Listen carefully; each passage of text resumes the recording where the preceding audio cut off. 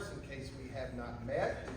I appreciate everyone spending a little time with us to learn about this group of folks, their business, but more importantly, how they conduct business within themselves.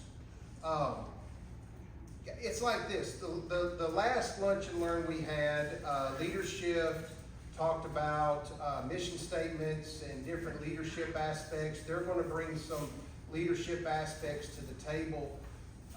In all of my work, political, secular, the whole bit, leadership is such a combination of different things, skills and all that stuff, communication, language, communication on how you talk to one another, tone, just different things, right?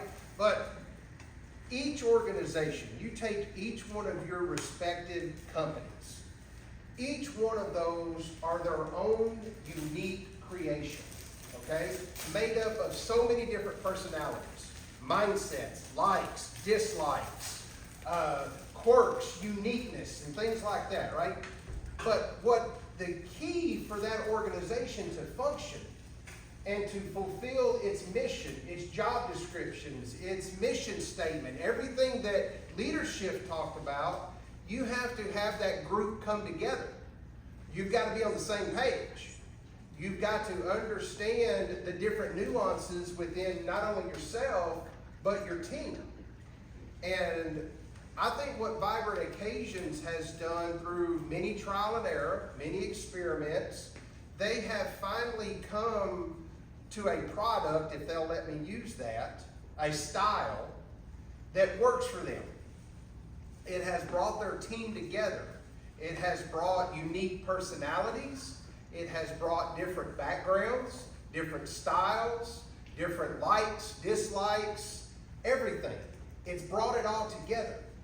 And they have been able to fulfill and are continuing to fulfill their mission statement, their purpose.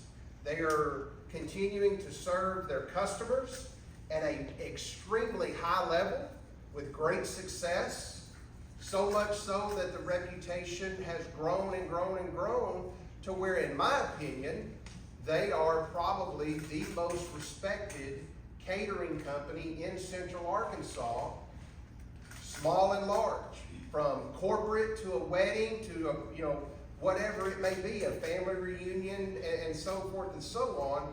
And that's because they've been able to use this technique that they are going to discuss with you to galvanize all of their employees, 70 employees, to where they're maybe not always on the same page, but they get over it quick and they move on, okay?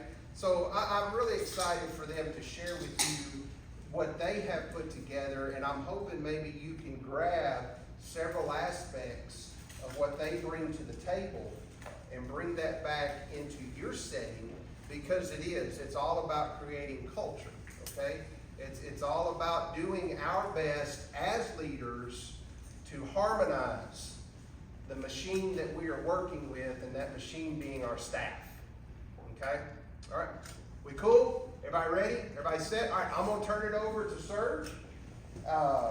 Most of you guys, if you've been to a couple of ribbon cuttings with us, you know my relationship with this man is very deep. His family is some of the first that we met when we moved here in 2006. I think it was around 2008, 2009, we got to know each other back when it was Dinner's Ready, right? And in a former life of mine, I did radio play-by-play for Benton Sports, and actually got Serge on the radio with me a few times to do some baseball games. And I never saw a strike like my kid, unless he was pitching, and then everything was a strike. That's right. But I admire this family very much. His father, one of the other first guys that you go into Dinner's Ready, he's going to be making the tea and the coffee, and this is what you'll get. And love it. So, but anyway, what they have been able to do, guys, they are the essence, the epitome of what we look for in a small business, in a family business, and what we would label, Serge, as the pursuit of that American dream. Build something from nothing into something that's grand, and they've done that. So, what was yours, my friend? Thank you very much, Shane. Man, I feel a little bit, I got a big head right now, sorry.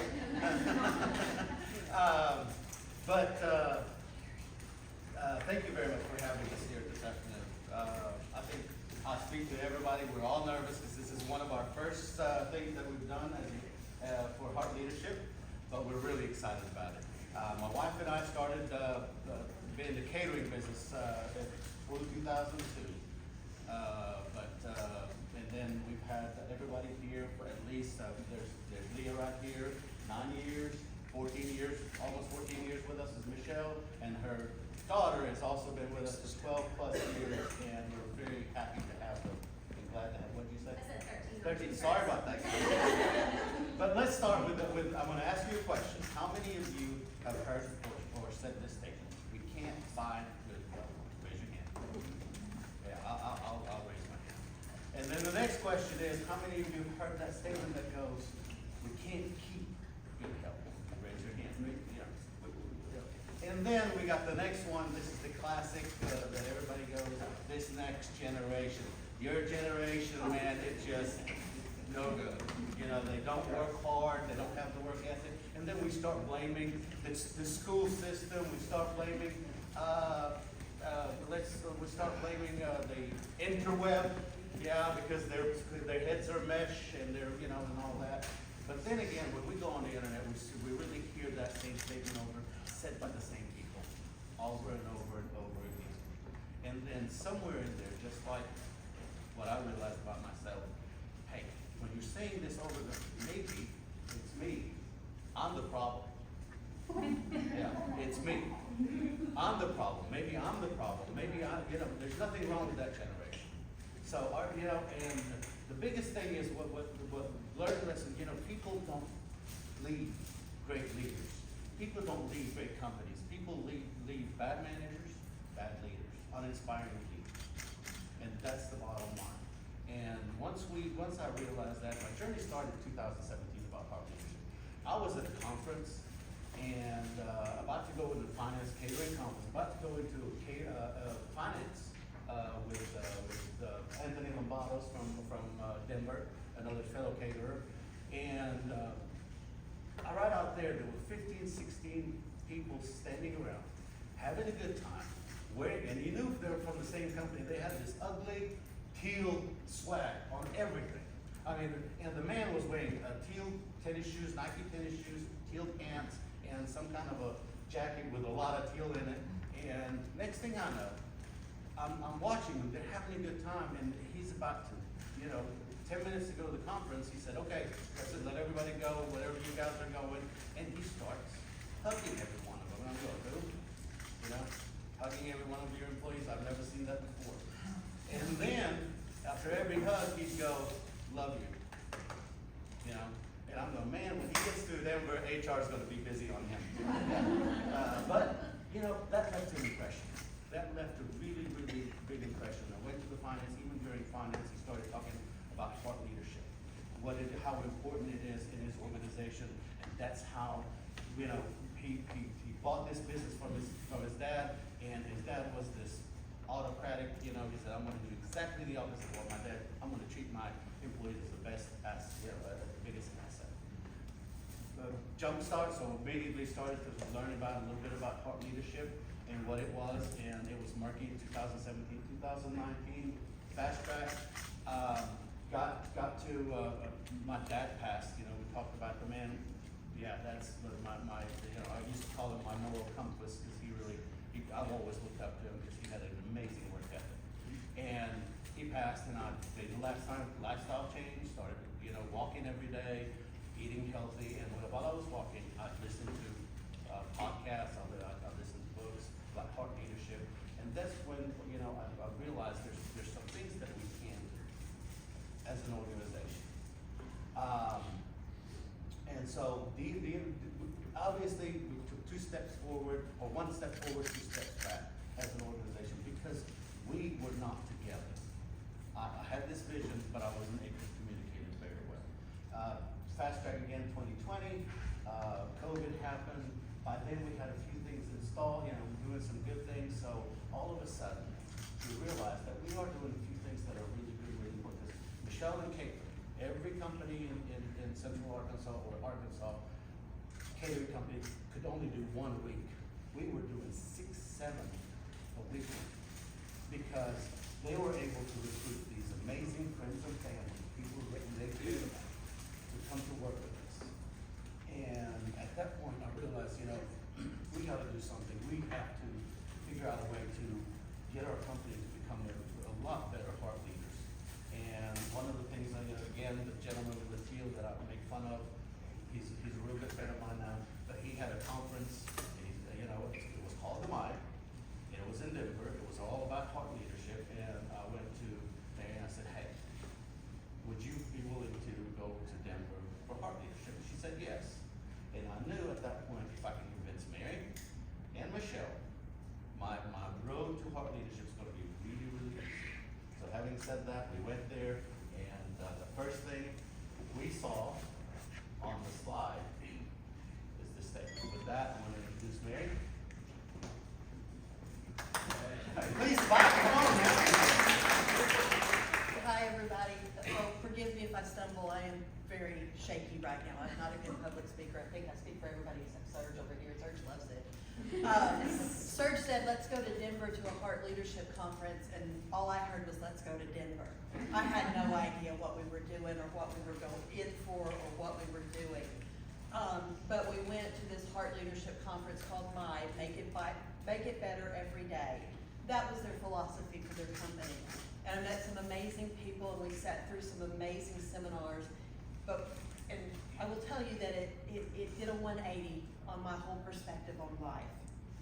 And not many things in your world can change you and do a 180 in your life, but heart leadership did that for me. One of the first sessions we were in, they showed this statement by Maya Angelou, the poet. I've learned that people will forget what you said, people will forget what you did, but people will never forget how you made them feel. Before I found heart leadership, I was probably like a bunch of you are. I felt like this was my business. I was the one that was responsible for it. I was the one that laid in bed and worried about how am I gonna meet payroll on Saturday? How am I gonna make the tax deposit at the end of the month? How am I gonna get staff in here to work to make sure that we get these orders executed and get them out the door? Me, me, me. It was all me, me, me. Heart leadership taught me that it's not all me. One of the things they told us in heart leadership, and I don't know where the statistic came from, I couldn't find it, but that every day in our personal lives, each and every one of us affects 2.8 people. 2.8 people every single day you affect, either positively or negatively.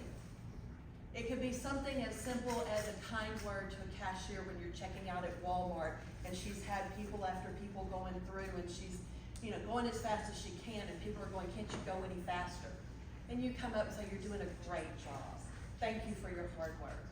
Or it could be something as simple as doing a rude gesture to somebody who's driving next to you, whether they deserved it or not. You're in a bad place in your mind. They did something you didn't like, so you gave them a rude gesture. You just messed with their head for that minute of the day. So if you take these 2.8 people every day and you compound them over a lifetime, that means that you personally will have affected 80,000 people, either in a positive or a negative way. 80,000 people is enough to fill some of the largest sports stadiums in the world. Imagine. When you get ready to pass over to the other side, you have to walk through this sports stadium that is filled with the 80,000 people that you affected either positively or negatively in your life. It's a lot of people in that stadium. The question you need to ask is, are they going to be cheering for you because you positively affected them? Or are they going to be booing you because you negatively affected them? Before I found heart leadership, I'm afraid that there would have been more boomers than cheerers. again, it goes back to, I am the owner, I am responsible, do it my way or go away, and I will find another employee that will stand here and do it the way I say do it. There's a problem with that kind of thinking. There's a big problem with that kind of thinking. Your employees, the people who are out there every day talking to customers, dealing with your clients, they are the voices and the faces of your business. You want them to love your business and support your business and be a positive reflection of who you are in your business. So you have to treat them that way. You have to treat your staff as though they are the most valuable asset your business has, because they are. So now I hope, after finding Heart Leadership, it's been a few years, but I'm hoping I live long enough that when I pass through that stadium, there will be more people cheering for me than booing for me.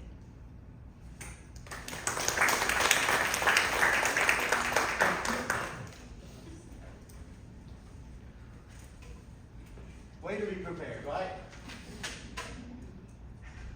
Okay. These are the 5 different departments that we have. And as you can see, it kind of looks like a wig. But you don't see them all together. And the reason why you don't, this is us for 10, 15 years. Granted, we used to move forward, we did make money, but man, it was a bumpy ride. It was such a bumpy ride because that wheel, each one of these, these departments could not communicate together with each other. About the only communication that we did real well in the past is to make sure we point out somebody's mistake and never take opportunity. I think the opportunity to actually accept any kind of responsibility. And each department had their own values, core values. It wasn't like, we did have core values, and boy howdy, I had it posted in every wall that I could, and I had the mission statement on top of every door, but each one of these departments, I felt like they had their own core values. We did not know how to, the ride was extremely bumpy. That's all, and it took a lot of work to get to the next step. And with that said, I'm gonna get Michelle. Is it Michelle? Cordelia? Who is it? Michelle. Sorry. I do such a good, no, you don't have to clap. You did it. Yeah, I didn't do a good job this time. I almost don't want to read what I wrote because Shane gave such a great introduction and it's gonna put me in a bad light. So I'm the director of beverage, food, and finance, and so my fun name is the BFF. I like to say that now I maybe am, but it wasn't always true. The 14 years that I was with 500 Occasions, I'd say the first 10, I am very lucky that I didn't get fired multiple times. I gave them reason after reason. I came on the job, I had very little training one day, and then the lady that trained me left. And so I built the department, it was efficient, it was very well run. But I was so bad with people that, I'm from New York, and so I'm blunt, and I'm direct, and people in the South don't always like that. And so most people thought I was rude, and I would say that they were at least a little bit afraid of me, because I spoke my mind, and I was okay that they were afraid of me. It didn't bother me. But fast forward 10 years, and then a manager in another department accused me of being the reason that one of her people quit. And we had a big blowout in Serge's office. She said things, I said things. I said, well, my only question is, Serge, do you want me to quit now, or do you want me to give notice? And he was like, oh, no. And I was like, I asked him 4 times in that meeting, and I was totally ready to walk out that door, because if I was the type of person that made other people quit, I didn't need to be there. So we agreed that I would stay till January and see what happened, see if the atmosphere changed, see what happened. But I left that meeting with a changed attitude. I decided that I wasn't gonna be that person. I wasn't gonna hold grudges. I wasn't gonna let people get under my skin. I was gonna walk into a room, and if somebody said something I didn't like, I would walk out of that room and I would say, oh wow, they're having a really bad day, that's not about me. I'm gonna give them some grace, I'm gonna walk away and come visit it again in the future when things are better. And it worked for me. I was able to let go of a lot of resentment, a lot of bitterness, and change my heart a little bit at a time. So that by the time that Serge and Mary went to Denver, I had already started seeing positive changes in myself. And then when they came back and said, let's do this heart leader thing, I was 100% let's do this. Having all the leadership team on board gave me 6 accountability partners. It was so much easier to do my personal journey when we were doing the same journey as a company. So that was, it didn't happen overnight, but eventually people started to trust me.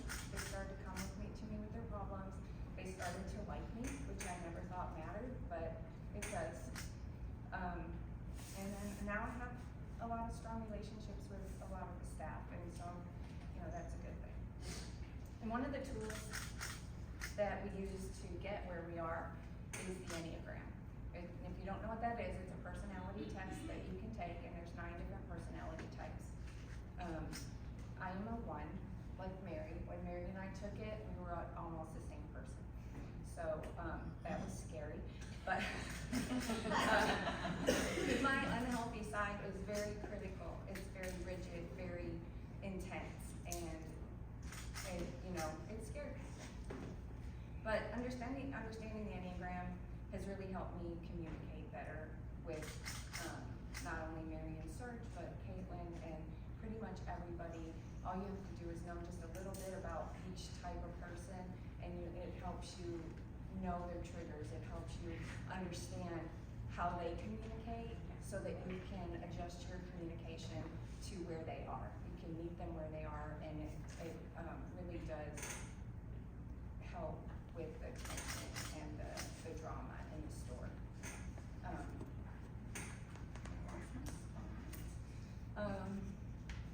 So one of the things, like Caitlin, she's a 9, she's a peacemaker. She values peace and harmony, and I'm more of the morality and doing what's right. So even when I was mean, I was doing what was right. I did what I thought was right, regardless of how other people perceived it. And so we would butt heads a lot because I'm direct and blunt, and even as her mom, I would just tell her. Probably I never asked anything. I'd be like, Caitlin, go do this, And so there were some issues, and as we started getting better, I would yell at my computer. Anybody that works with numbers, you have issues, something's not loading, and what's wrong with you? And then she would hear what's wrong with you, and she'd be like, oh, well, did you try to do this, or did you try to do that? And then I just said flash over wrench, because I was like, of course I did that. Why wouldn't I do that? And so through the course of our training, we learned that she likes to solve people's problems to keep the peace in her space. I like to fix my own problems, and so when she was giving me suggestions, I took that as, oh, you're too stupid to solve your own problems, let me solve them for you. And when she realized that's what I was thinking, she now asks, do you need my help? And I say, no. And so then she has met her 9 peacemaker skills, because she knows that she did what she needed to do, and she lets me deal with my own stuff. And if I do actually need help, I'll say, Caitlin, I'm not talking to the computer, will you please help me? So it really has helped us a lot, and we've learned to respect each other's strengths and give grace when it's needed.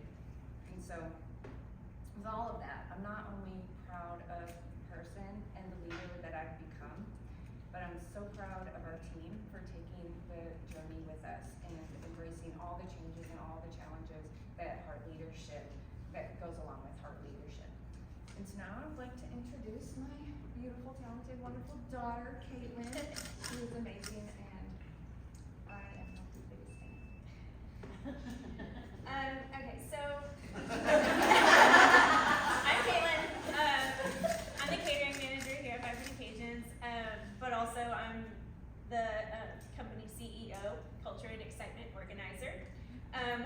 learned about the Enneagram, I dove in headfirst. I not only wanted to learn about myself, I wanted to learn about everybody. And I did such a deep dive. I watched YouTube videos, I watched TikToks, I Googled a lot. And so I really embraced at least this aspect at first. And for the first time, I really felt like I had a reason and a language of why I am the way I am. And that really resonated me. And it gave me the clarity and the room for me to grow. So like she said, I'm a type 9, which is the peacemaker. I avoid conflict. I want to keep the peace. I value harmony. That can be a strength, but it also can be a weakness. It can mean that I don't speak up when needed. It can mean that I avoid those difficult conversations or hesitate to assert my ideas. The beauty of heart leadership, though, is that we don't want people to change who they are. You embrace who they are as a person and take those strengths and apply them to not only your company, but we want to bring out the best aspect of who they are as a person too in their personal lives. So for me, that means not only using my ability to create calm and connection, but challenging myself to do those hard things. One moment that really marked a turning point for me was I was having a conversation, I say conversation in quotes because it was with Michelle, or my mom, and Serge, and they were talking to each other and leaving me out of the conversation. It wasn't intentional, but I would try to insert an idea and I got shushed twice. And so finally I just was like, are you gonna listen to me? And they both kind of stopped and they looked at me. They're like, yeah, okay. And so I finally had that confidence to kind of stand up for myself, which was really huge, but also it really helped me recognize that, not only can I assert myself, but I deserve to be heard. My voice is as important as everybody else. So ever since then, Serge likes to joke that I used to never talk and now I don't shut up. But like I said, that moment wasn't just about speaking up. It was realizing that I do deserve a voice, and when I found that voice, it helped me lead more authentically and more confidently and more connected to who I am. And with that, I'm going to introduce Leah, who I'm sure you all know.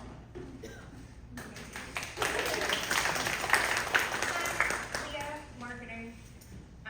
So as Serge mentioned earlier, core values has always been important to him.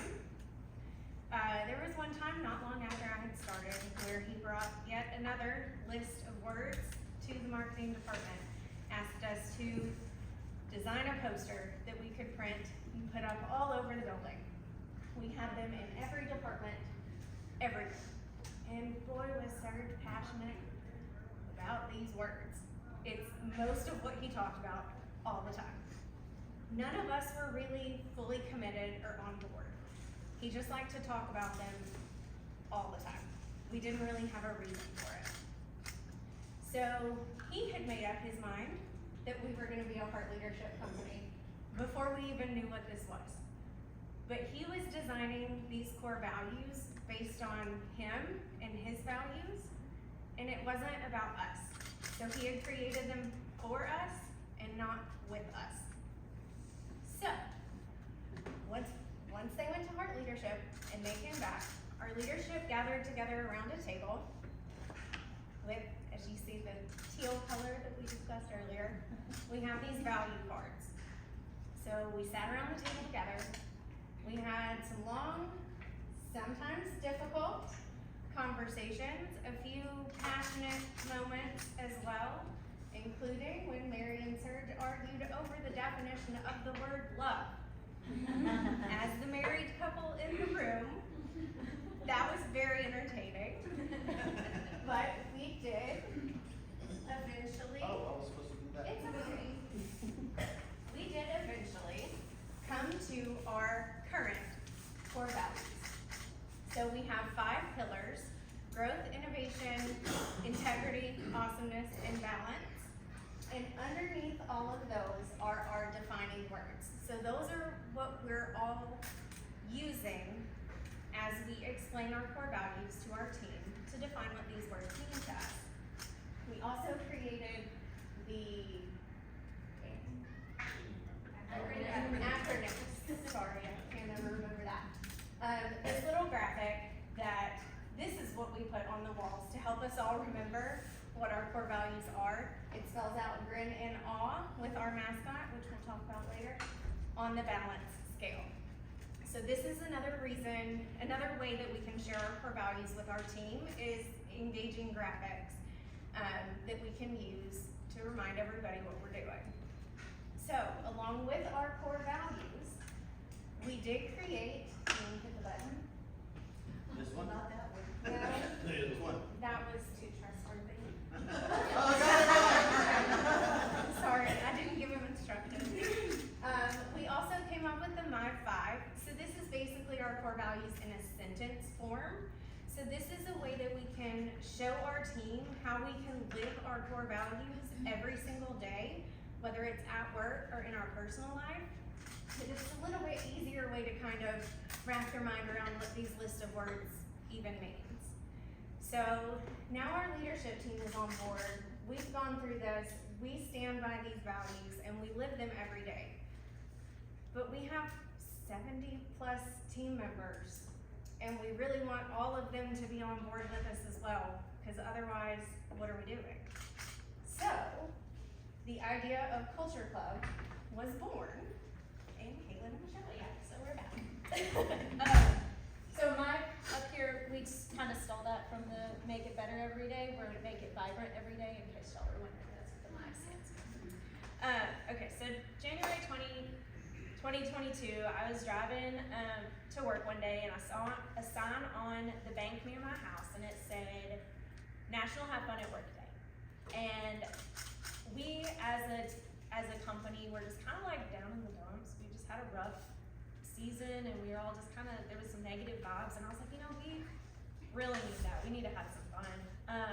So I go to Serge and I was like, Serge, I really want to plan a scavenger hunt for National Have Fun at Work Day. And he's like, okay, go for it. And so I was really secretive on my computer and I spent a couple days making the scavenger hunt, and when I surprised everybody with it, it was a really big hit. And so it helped me like realize that it doesn't take a lot to make people feel connected, it just takes a little bit of intention. So when Serge came back with the from Heart Leadership with the concept of Culture Club, we just kind of ran with it. We were so excited. We knew that we could really turn it into something special. And so by April, Culture Club was in full swing. We have lunch every week at 1 o'clock on Wednesdays. It's for not only our full-time staff, but any part-time staff that want to come too.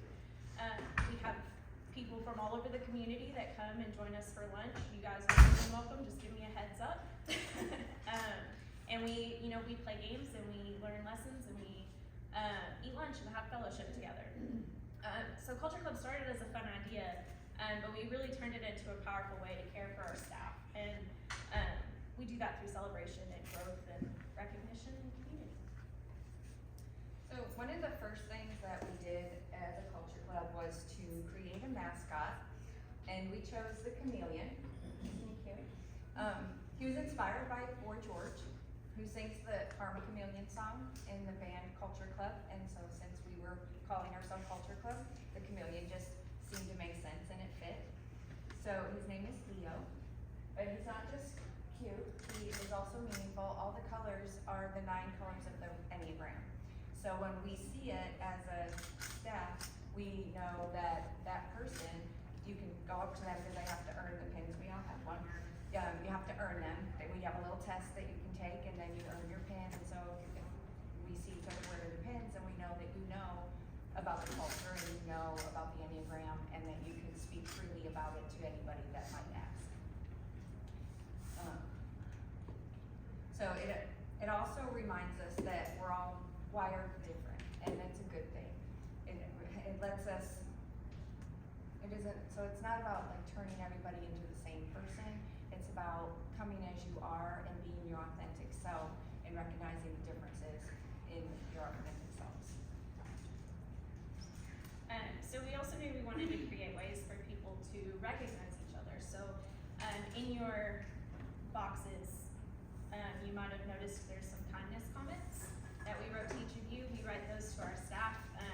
Anyone on the staff is welcome to write a little shout out. We have a little box in our office and they just drop it and we read those at Culture Club. Just a little, hey, thank you for holding the door open for me when my hands were full the other day. Or I noticed you were really sad. I hope that, you know, your dog's feeling better. You know, it's just something to brighten somebody's day. We also gave you a blank one so that if you want to take it and write and maybe cheer up somebody's day, you know. And then we also have these things called MIVE bucks. So we have one up here and we brought some for you guys. Our MIVE bucks are earned when someone lives out one of our values. So they go above and beyond their normal job description. And so today we're passing out these growth ones for you guys because growth is one of our core values. And you guys are in here learning with us, and learning is one of our definition words for growth. So we wanted to share those with you. You can keep them, or at the end, if you want to turn them in, you can turn them in for some candy. Our staff earn these MIVE bucks from their peers. Other team members nominate them for MIVE bucks, and they can buy a soda out of the fridge, or they can save them up for a paid day's vacation. There's a whole wide array of the different ones. Oh, she's still passing. You can read my first. Okay, what is next? Oh, so Culture Club's not just about lunch. It's where we play games, or it's not just about where we play games and eat and hang out. It's about showing up for each other. So we celebrate birthdays, we celebrate baby showers, we celebrate graduations. We had one of our part-timers who had a full-time job and she retired from it and had a retirement party, and you know, a whole wave of us showed up and supported her. And that's what Culture Club is all about. It's just what matters to you matters to us, and we want to be there for you in those moments. So, and we don't just stop at celebrations. Culture Club fuels growth. After our first MIVE workshop, we wanted to take our experience as a team and really give that to all of our staff. We've done 5 little MIVE 2.0s is what I call them, where anybody on our part-time staff is or full-time staff, but all our full-time have gone through it. We've had 24 staff altogether has gone through, so that's pretty good. But anybody's welcome to come. If you sign up, it is mandatory, but we do a kind of condensed version of what we went through as a leadership team to spread that to you guys so that they understand how we came to pick our core values and how we have learned more about emotional intelligence and communication styles in the Enneagram and innovation. I use it as a way to get to know the staff because Caitlin does a really good job teaching it. So I just sit in because there's a lot of sharing, and so it's a good way to get to know the people that you only work with once in a while. We also look for fun and creative ways to keep learning alive. So we do play games during lunch, but a lot of the times our games are geared towards learning more about our core values or learning more about the Enneagram and stuff like that. But we do something we do for our new team members, because we get new team members monthly, because all of our staff recruit other people. So we do an onboarding scavenger hunt for them to take at their first event. They go through, and it's mostly about culture. They don't really learn anything on the scavenger hunt about the actual job. It's pretty much all about, you know, find somebody who you have something in common with. Find someone who knows our core values. Ask your lead, what's our mascot and why? Stuff like that. And once they finish that, they get a little keychain and just something so they know that, you know, we appreciate them being a part of our team and we want them to learn and grow with us as a company. We have post-event reports that after every event we send out to the team. They are not mandatory, they're voluntary, but we really appreciate our team's feedback, and we have about a 70% response rate, which is incredible if you think of how many events we do. And that's where they can nominate other people for MIVE Bucks. It's where they can tell us if they had any issues. They can tell us their favorite part of the event. They can tell us, you know, if they think that, or if they have a suggestion of something that that could make it better. But if they don't feel comfortable, like if they do have an issue with somebody or something and they don't feel comfortable, they can make it anonymous too. So that way we still have the issues, but they don't have to be afraid for them to tell us.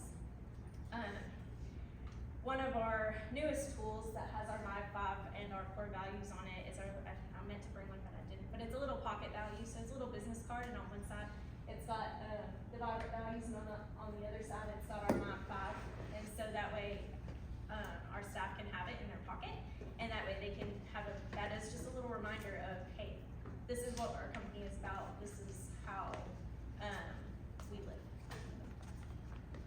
So Culture Club has become one of the most meaningful things that we've built as a team, because when people feel appreciated, seen, and supported, they just show up differently. So they smile more, they connect more, they solve problems together, they stay, and they bring on friends.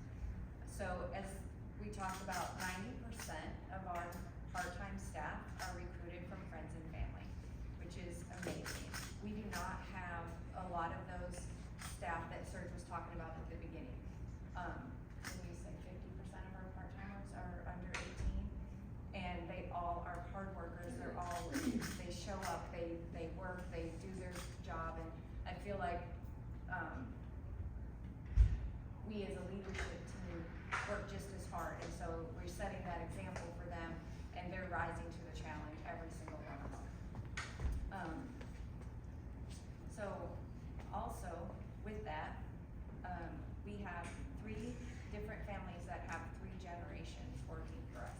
So it's me and Caitlin, and her daughter just turned 14, so she's working with us. So that's one of my favorite parts of this whole job, is that I get to work with my kids and now my grandkids.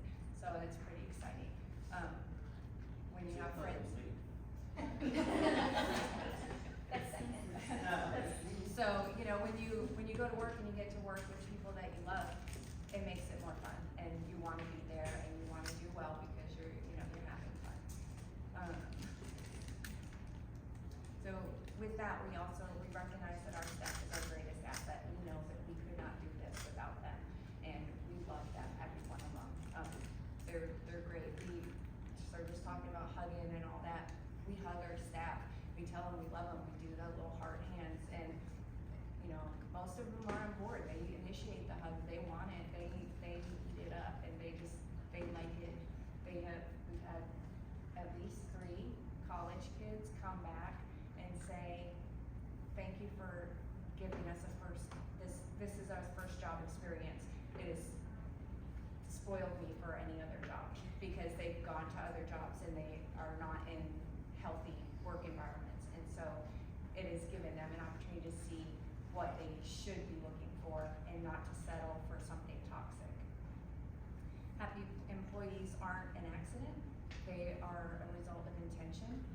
So Culture Club turns work into something worth celebrating. We're happy people making people happy.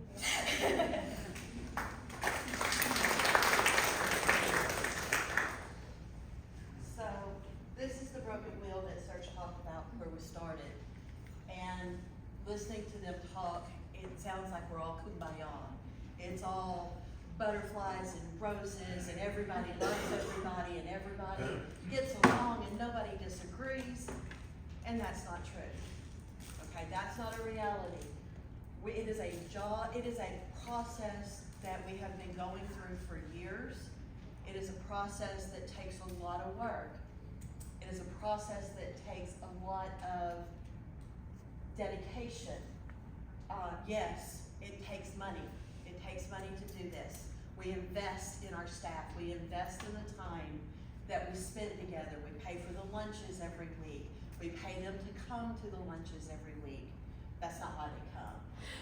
But if they're on the clock when the lunch, if they don't clock in to come, but if they're on the clock when the lunch takes place, they stay on the clock. We don't ask them to clock out to come to our Culture Club lunch. It is an ongoing training. Serge and I have been to MIVE 4 times. We've taken Caitlin and Michelle twice. It is an ongoing process. We've sent Leah to Wedding MBA 2 times? Twice. We have sent our chefs to Cater Source, which is a national conference for caterers. And they also have the Art of Catering Food going on simultaneously. Training is something we embrace. Growth is something that we as a company have embraced as part of our journey. But it's not always been easy. We started out, yes, Serge said we're rolling forward. The company's moving forward. We're making money. But it was an uncomfortable ride. We spent as much time putting out fires between departments and dealing with squabbles between departments as we did actually running our company. So yes, it's an investment, but it is an investment that has allowed us, Serge and I specifically, to pull up out of the everyday turmoil of trying to resolve issues and actually look at what our company is and plan for the future. Not all can buy off. It can be hard. The process involves getting the right people on your bus, getting the wrong people off of your bus, and then looking at who's on your bus and getting those people in the right seats. Okay? So one of the things that we learned at the Heart Leadership Conference was this graphic where we plotted culture on the horizontal and skill level on the vertical. So if you look at the green dots up there, those are your aces in your company. Those are the people that not only embrace your culture and enjoy your working for your company and promote your company, they are very, very good at what they do. These are these people over here, and a whole lot more that we now have. These are the people that are gonna take your company and push it into the future and be what you want it to be. The black dots over here, low culture, low skills. They're just there to get a paycheck. They don't care anything about your company. They don't care anything about doing their job correctly. They show up, they clock in, they sit at their desk, they play on their phone, they browse the internet, they clock out, and they come in and expect their check early on Friday when it's supposed to come out on Saturday. Okay? The red dots, the red dots are the dangerous ones. Those are the people in your company that are really, really, really good at what they do. But they don't care anything about your company. They're the ones starting trouble. They're the ones that are saying, hey, did you see how well I did at this and how bad he did at this? Did you see, do you know you can't run this company without me? I am so important to this company, I can behave any way I want to, and you can't get rid of me. Those are the people that scared us, okay? We truly believed that if we got rid of one of our red dots, somebody that was really good, that the company would collapse because we couldn't run it without them. I'm gonna take a little aside right here and tell y'all, get rid of a red dot, everybody else in the company comes up and says, thank you. Thank you for getting rid of that negative influence in my life. Thank you for getting rid of the person who is making my job at work miserable. What can I do to help you do their job until you can replace them with somebody else? The rest of the company will step into the vacuum created by that red dot's loss and get you through it until you can replace that person with somebody who's a green dot. Okay? The yellow dot, go back. Sorry. The yellow dots are the people that love you, they love your company, they enjoy coming to work, but they don't have the skill set for the job that you hired them to do. They're struggling in getting their job done because for some reason it just doesn't click in their head. Those are the people that you need to nurture. Those are the people that you can teach skills. You can't teach culture. You can't teach people to love your company, but you can teach them skills so that you can move them from a yellow dot to a green dot. Before we started Heart Leadership, this was kind of where our staff was scattered. I had a whole lot of red dots. I had a whole lot of people in my company telling me, you can't do this without me. I had a few green dots. I did. Michelle was one of them. No, Michelle was a red dot, let's be fair. Michelle was on the path to becoming a green dot. Michelle was on the path to becoming a green dot. But this is where our staff is staggered. After Heart Leadership, this is where we are. We got the people off the bus that didn't need to be on the bus anymore, okay? We left a lone red dot up there because every once in a while, even us become a red dot, okay? Every once in a while, we have that red dot tendency in us to say, I'm really, really good at what I do. You just need to shut up and do it my way, and, well, that's the one in me too. You need to do it my way, and let's go. But most of my people are green dots now. All of my leadership is green dots, and we're working with the yellow dots. Settle? Okay. I want to keep this simple at this point because we've talked about it and you guys did an amazing job. This is really us now, okay? Because one, we created this learning environment and it took a lot of effort. We created this learning environment, the buy-off in the leadership team, the buy-off in a lot of our team members. Now all of a sudden we had a company that understood, or the people that understood what core value is. We were no longer the company that goes, leave your emotions at the door and come work here. This is a place of business. Now we ask them to bring their whole self. If they're down, we pick them up. If they're up, we celebrate with them. And we do that on a daily basis. And as a result, I know I've got a lot of it, but I'm trying to speed this up. The bottom line is, where did we end up? Go ahead. That's not it. Yeah, oh, I know what it was. I was expecting something else. All of a sudden, this is something that we started noticing.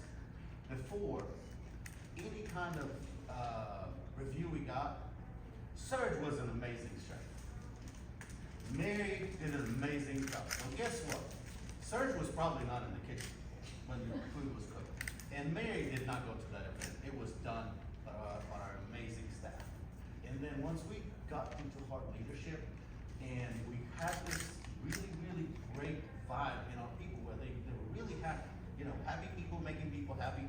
That's not something we just talk about. I mean, that's us. Instead, all of a sudden, we started hearing a lot of questions about the staff was amazing. They were happy.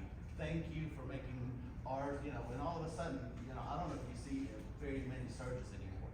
Very, and we're proud of it. We want to hear that because, you know what? Michelle's at those events. Caitlin's at those events. They need to get recognized, and they do on a regular basis. Keep going. I don't know where I was going. But yeah, end result. This is truly us. When you go into the event, you know, we take an opportunity here and there, 2-3 minutes to teach our staff something positive about the company, but we're gonna have fun. The events are there. We're gonna make sure your event is going flawlessly. But the only way how to do that is make sure everybody's in a great mood. And you know what? This is an important symbol. And again, I'm going off skip. But that symbol right here. Huh? Yeah, those are all their kids. And if you look around, there are probably about 6 or 7 more of them. But bottom line is, and somebody came up with this, I'm not sure who came up with it, but somebody was in distress. Somebody goes, are you okay? And across the room, and they came back and go, I'm okay. And that became a non-verbal communication. If we somebody in distress, because if they're not okay, we know to go try to make sure to find out what the issue is. But in conclusion, it was a very hard journey, but it is so rewarding. I cannot tell you how. I cannot even go as far as I love my job. I love my job. Every single day, it's not work when you're having fun. It's not work when you're having fun with people you love being around with. You know, they said they're 1s, 9s, and me as a 2. I'm a 7. You know, I'm the happy monkey. I come to work for one reason, just to have a good time. And I do that every day, and just, yeah, and just, I don't know what else to say, I'm sorry. Hey, please we gotta redo that one more time later. Since you're recording. But anyway, thank you very much for listening. We got plenty of time for questions. You know, there's a lot that happened through the journey, and I know we just went snippet on it. Please ask, and we can answer questions.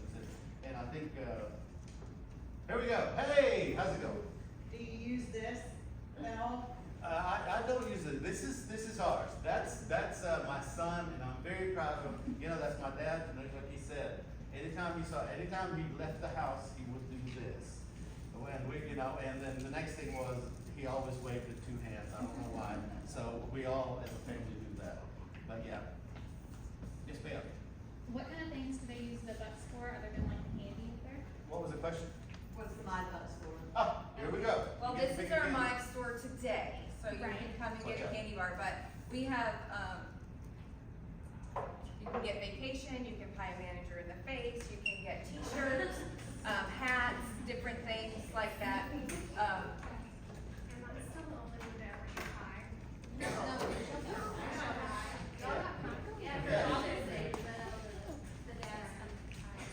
And I didn't have to spend my bucks for that. Yeah, so we have a whole list of stuff that you Is it can only, turn in for. is it only your manager you can pie in the face? Just No, Any any manager, except Mary. Except me. Except Mary. I'm still a one when it comes to the MIVE face. You said you're the what? That you're the monkey? Yeah, I'm the happy Happy one. monkey. You're the happy monkey? That's, yeah. Cause he can't focus on one thing at a time, he's always splitting here and So, there. some of the leadership stuff that I've been in on the executive side, especially when you deal with boards, they teach you to look at all your board members like animals from the zoo. You got your lions, you got your elephants, you got your hyenas, and those personalities translate on the board. You've really got those. You've got, the elephant is the biggest guy in the room, and if he's not careful, he'll step on somebody. You've got the lion that runs the show, but you got the monkeys. And when you go to the zoo, the monkeys are known for doing what?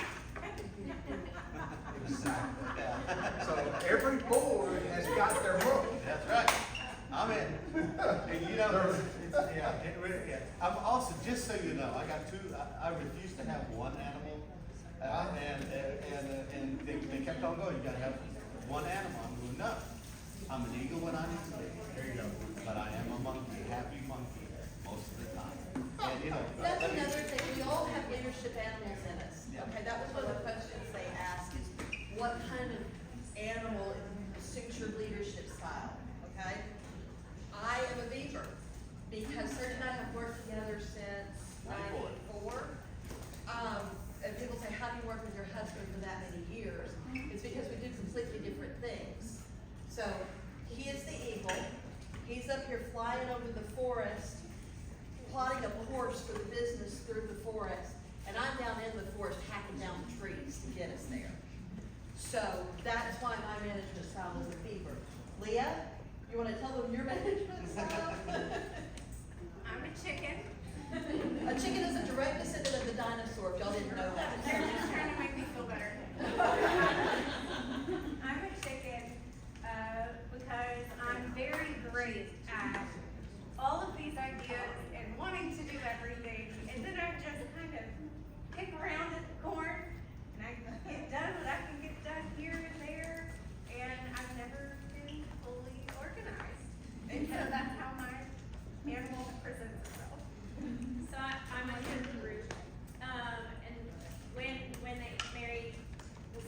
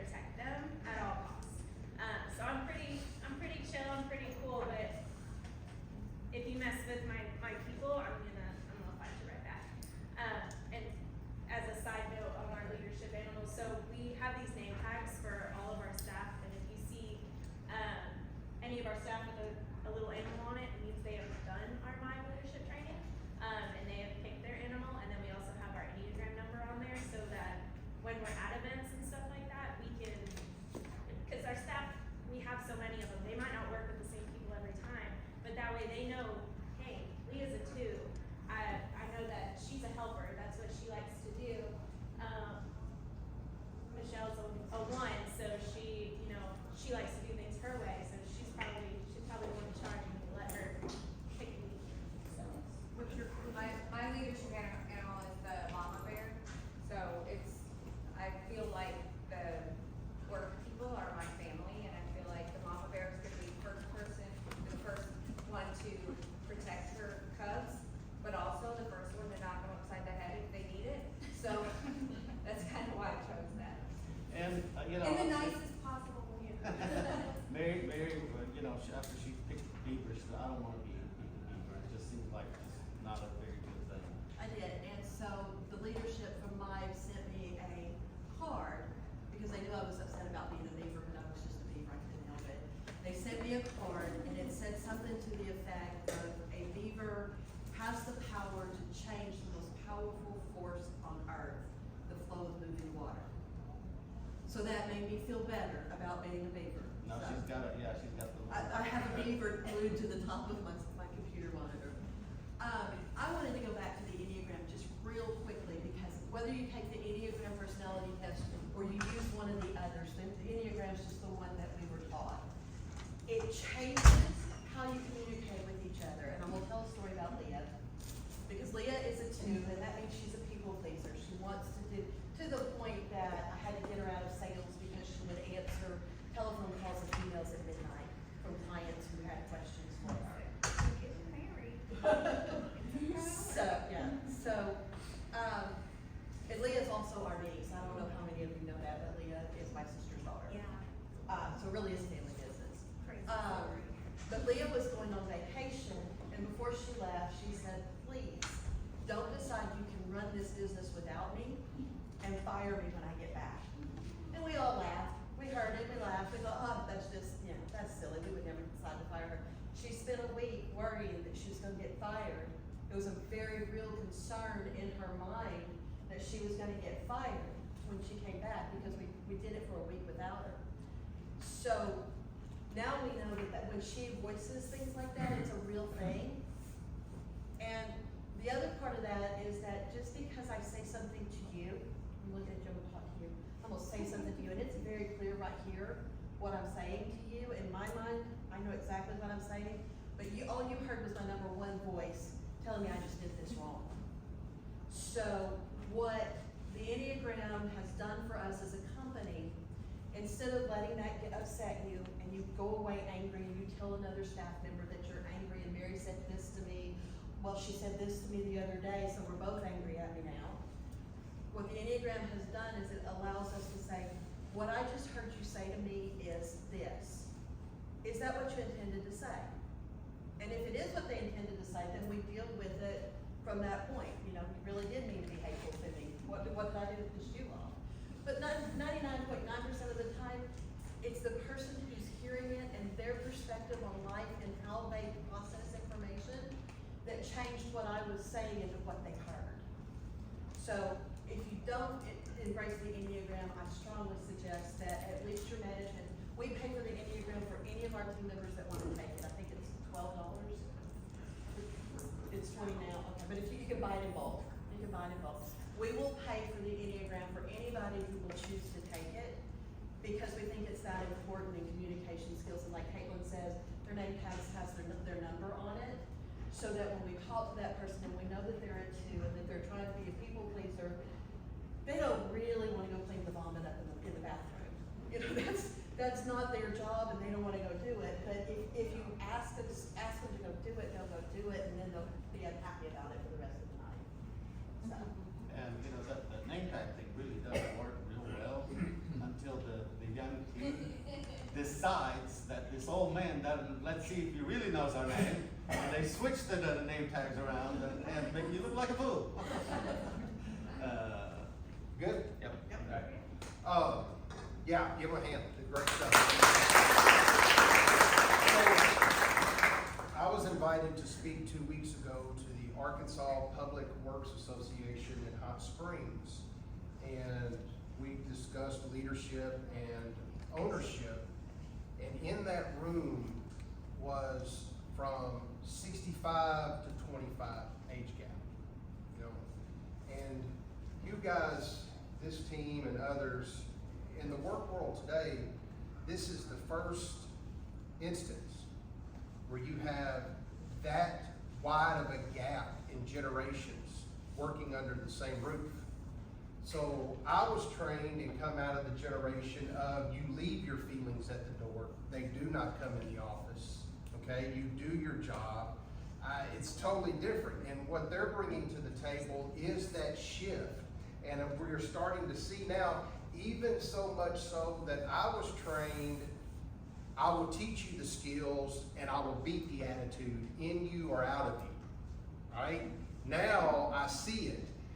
Give me the good attitude and I will teach you the skills, because we have learned very quickly, and I learned very quickly in Southeast with 5 offices, that a bad attitude, it doesn't matter how good they are. They will sink your ship and they'll take everybody down with it, and they don't care, because they'll move on to the next opportunity. And they'll leave you there trying to clean everything up, and they just left you with a complete mess. So if there's something that I have learned over the last few years in this new trend in leadership, in this new trend in identifying their skill sets, their emotions, how to communicate, when to communicate, and I'm not perfect. I'm still going to do things. Anna will tell you, I have made her cry a few times. It happens. Yeah, you've been upset with me. But it's this. Give me the attitude, positive, want to learn, want to show up, pleasant, and I'll teach you the skills. 100%, okay? 100% teach you the skills. And that's what this kind of new style, this new philosophy under what they just showed you is very important. So I echo, if you want to go take your employees through what you call the MIVE, what? Mine. Yeah. No, what? They get better every day. No. Enneagram. That thing. It is actually very beneficial, because we did it with our staff. Once we identified our red dot and we eliminated that red dot, and it took us about a year to clean things up. We took all of our employees through this. And it also helped me as the leader to properly position my employees where I had improperly positioned them before, okay? Some of them, they kind of don't, trust me. This is your skill set. This is your style. You are the people pleaser. I don't need you on the front line taking the complaints from angry elected officials. I need you back here doing certain things. Totally changed the culture. Changed everything about Southeast Arkansas. Okay? But back to your point, there was a red dot. And that red dot had to go. And the Enneagram, the disc, there's a lot of ways. And I mean, you think about Chick-fil-A, and anybody that says, about great culture, and they got a really great program too. Now with Mark Miller, and he's setting his own path, and I'm a big student of Mark Miller from Chick-fil-A. We got to meet him at the Heart Yeah, Leadership we Conference. did. I got to meet him. And and again, such a humble guy. So John, the next morning we had breakfast and he was bussing tables. He was the guest speaker at the seminar. And the next morning we come in and Mark Miller's bussing tables. And those of you who don't know who Mark Miller is the My Pleasure guy from Chick-fil-A. He's the one that instilled the hospitality into the Chick-fil-A system. All right, guys, if there's no other questions, we're gonna cut you loose, let you go back to your office, go home, call in sick, do whatever you wanna do. Thank y'all so much, we appreciate it. We will let you know when our next lunch and learn will be and who will be conducting that, so keep an eye on